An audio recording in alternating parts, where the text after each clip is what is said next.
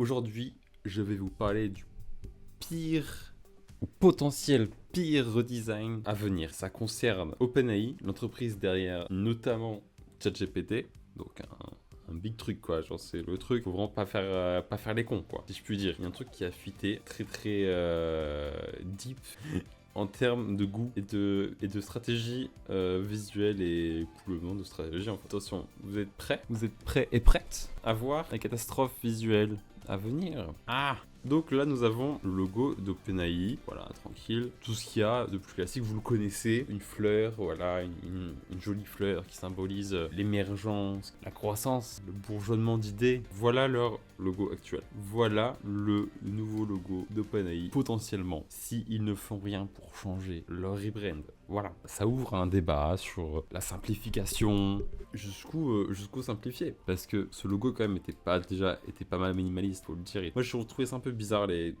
traits qui se rapetissaient au fur et à mesure qu'on arrivait vers le centre. Je trouvais que le logo était pas trop consistant. Par ça, genre, je trouve bien, il est reconnaissable et tout. Il y a peut-être quelques détails, en mode si on mettait toutes les lignes de la même taille, ce serait bien, quoi. Mais il est déjà très bien, en soi. Typo, voilà, typo tech, digital, etc.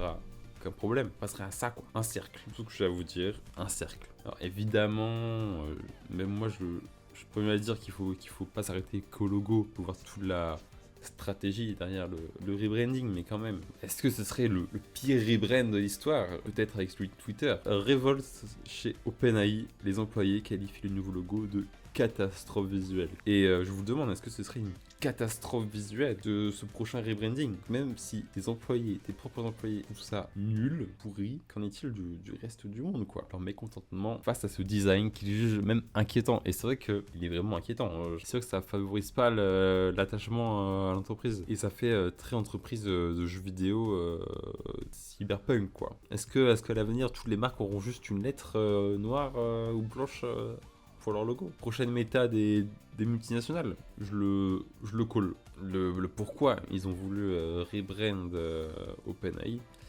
c'est parce qu'ils n'avaient pas les droits, ils n'avaient pas la propriété sur